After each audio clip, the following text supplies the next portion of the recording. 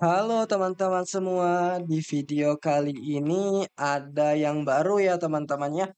Ada banner Triple S yang baru untuk penggantinya Tobirama.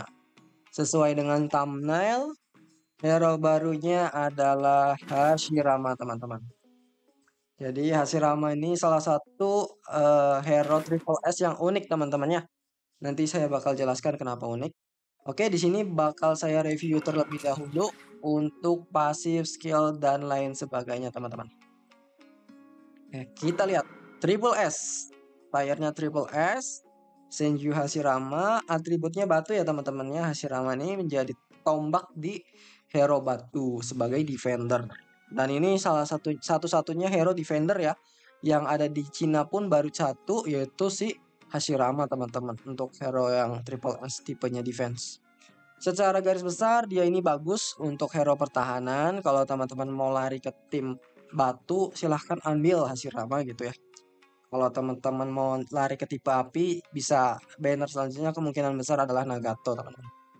Oke, di sini saya bakal bahas pasif dan skillnya ya teman-teman. Yang pertama ini skill satunya adalah serangan kolom ya. Serangan kolom itu serangan ke belakang. Jadi kenanya dua musuh dengan serangan atribut kayu yang memiliki peluang 60% untuk menyebabkan big float. Big floatnya apa? Nanti bakal saya jelaskan. Dia tuh dapat meningkatkan block rasionya. Block rasio sebesar 20% ya teman-teman ya. Kemudian dapat meningkatkan anti crit rate-nya juga. Ternyata 20% block rate sama anti crit. Kemudian dapat memulihkan 16% dari banyaknya perisai. Dia dapat membuat perisai teman-teman sebesar 16%. Jika perisainya tidak aktif, maka dapat menimbulkan penyembuhan sebesar 8% HP. Oke, jadi dia membuat perisai. Kalau perisainya nggak aktif, berarti dia bakal nyembuhin aja 8% tiap turnnya teman-teman ya. Dan memiliki 30% untuk memberikan triblin. Nah, apa triblin nih? Triblin itu adalah melumpuhkan target selama satu turn. Immobilize nih kalau teman-teman tahu, kalau si Orochimaru ya, Orochimaru ulti itu ada immobilize. Kemudian ada beberapa lagi kayak misalkan Shino atau yang lainnya tuh bisa nge-immobilize juga. Nah, itu. Kemudian memberikan damage sebesar 25%, damage tambahan yang terkena Triblin tadi teman-teman. Jadi kalau misalkan attack ini musuhnya ada efek Triblinnya, nanti bakal ada 25% ekstra tambahan damage. Kemudian setiap hero atribut kayu atau batu ini dapat menimbulkan kerusakan terhadap hero air dan hero api. Oh, ini kayu ya, sorry ya, bukan tanah ya. Wood ini kayu teman-teman. Jadi kayak misalkan si Yamato gitu ya. Ini beda sama tanah ya. Jadi kalau misalkan dia nyerang atribut water atau fire, itu bakal memberikan damage yang menang atributnya gitu ya. Oke, gitu teman-teman. Ini serangan ke belakang aja dapat menimbulkan block rate sama anti crit ya. Kalau teman-teman tahu, block rate ini buat nahan, istilahnya resist rate. Kemudian kalau anti crit ini biar musuhnya nggak kritikal gitu. Dia jadi jarang kena kritikal sama musuhnya. Oke, untuk ke yang kedua adalah ultinya teman-teman. Ultinya nih AOE teman-teman. Oke, saya bacakan dulu ya. Di sini tipenya ninjutsu meningkatkan 20% attack dari diri sendiri. Hashiramanya meningkat 20% attack-nya.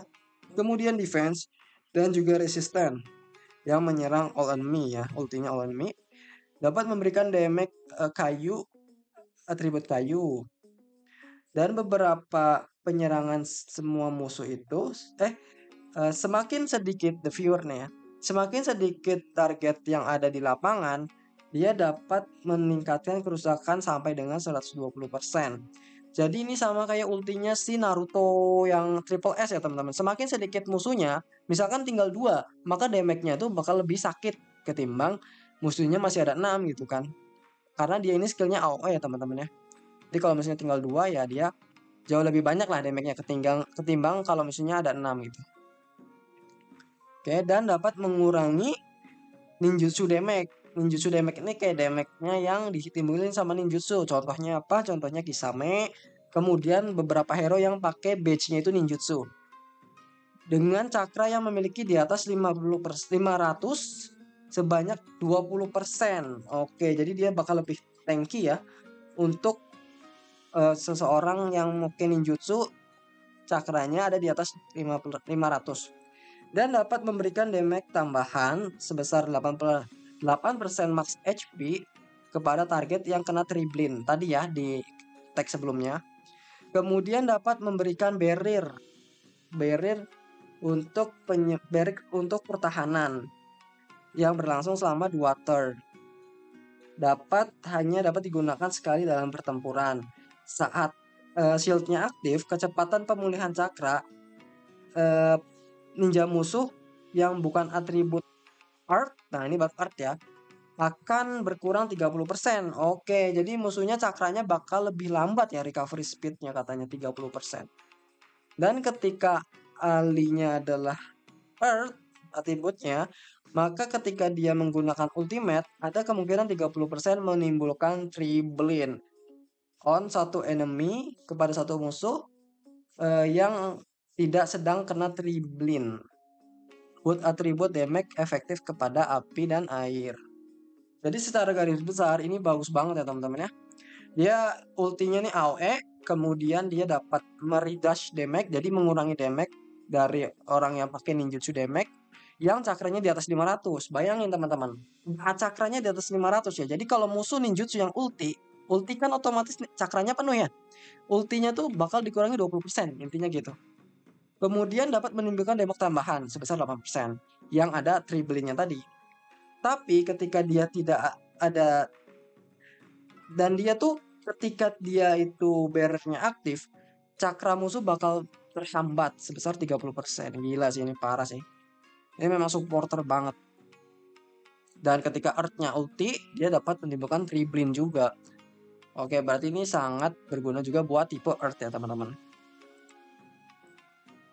Kemudian ini dapat ini join attack-nya ya, summon a dragon wood yang menyerang single target. Dia ini menimbulkan damage wood atau kayu atribut damage-nya di follow untuk knockback dan kaosnya itu adalah small slot. Oke, ini join attack ya kayak biasa. Oke, pasifnya juga main panjang nih teman-teman. Aduh, pasif bintang 5-nya kacau. Oke, saya bakal mulai dari atas. Dapat meningkatkan attack untuk hero tanah. Attack-nya meningkat sebesar ini. Nah, ini. Sebesar 10%. Wah, gila gede juga ya. Kemudian dia akan ketika dia memasuki pertempuran akan mendapatkan perisai gitu ya. Yang perisainya itu sebesar 25% max HP atau seperempat darah dia gitu kan. Skill damage dan ulti damage yang diterima akan berkurang sebesar 25%. Wah, jahat banget sih ini kalau bintang 5. Dia ngurangin damage ulti sama damage biasa. Dan ketika dia seorang diri di lapangan, itu kan dia udah sendiri di orang lapangan dan masuki lapangan, dapat meningkatkan ninjutsu damage. Ini ultinya ya, 30% karena dia pakai ninjutsu. Dan terakhir yang ada di lapangan gitu ya, ketika dia tinggal sendirian ya teman-teman. Ketika darahnya turun sampai dengan di bawah 30%, darahnya di bawah 30%, dia akan merestore cakranya sebesar 300 dan HP-nya sebanyak 35%. Dia nge-heal lagi tuh teman-teman. Wah, curang. Curang banget. Cakranya nge-heal 300 dan akan memberikan efek ini. Immune control effect, damage reduction dapat meningkat 20%. Tambah tanky lagi nih. Ketika dia kena damage single target atau damage ulti, dapat men-trigger exclusive block. Exclusive block itu apa? Mengurangi damage 40% dan memberikan counter attack sebesar 120% dari attack power dia ditambah 20% attack HP dia yang hilang. Panjang banget ya teman-teman. Ini ngebetonin dia dan dia bisa counter attack dan dapat nge-heal sendiri gitu ya. 35%. Curang banget nih karakter. Dapat berlangsung sebanyak 2 turn yang dapat aktif sebanyak 4 kali. Dan dapat imun terhadap Triblin dan tidak aktif terhadap Edo Tensei. Jadi dia nggak bisa di Edo Tensei teman-teman katanya. Oke. Panjang juga, capek saya teman-teman. Pasif bintang 6, bintang 7 sama ya. Ini Ogi-nya nggak jelas teman-teman, cuman kayak begini doang. Jadi saya nggak bisa review. Maksudnya apa itu? Ini sama ya, untuk menahan damage ulti dari musuh. Ini naik HP dan attack. Untuk bondnya teman-teman, kita cek ya bondnya. Bondnya Madara. Madara ini kemana? Nggak ada orangnya. Kemudian ada si Tsunade teman-teman. Dan ada Jiraiya. Ini weaponnya, kemudian badge-nya Kage kayak biasa, dan bukunya tanah. Oke, mantap. Mungkin gitu aja review dari Hashirama. Saya bakal coba kasih tahu gameplaynya Hashirama di sini ya teman-teman.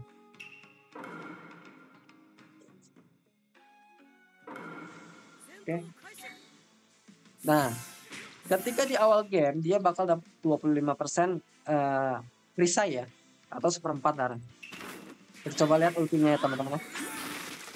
Nah, serangannya ke belakang tadi ya 2 orang.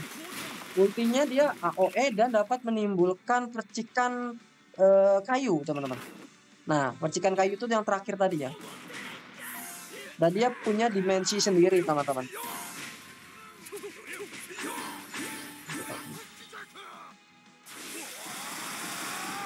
Nah, ini cocok ya teman-teman, pakai timnya tim panah.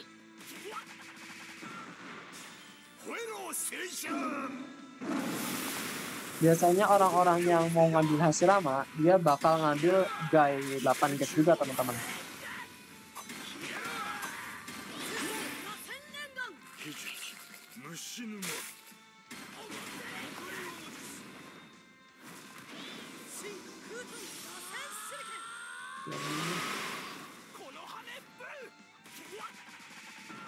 Oh, dia beton banget teman-teman. Gila nih. Nggak berkurang loh cara dia.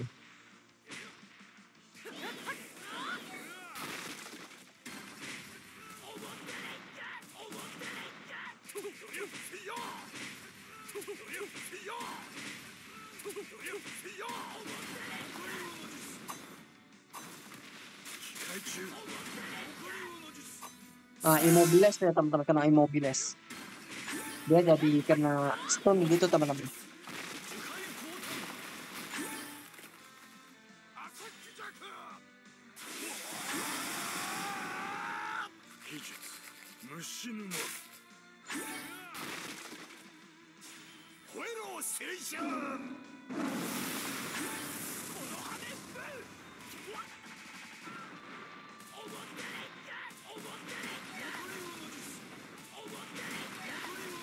Oke.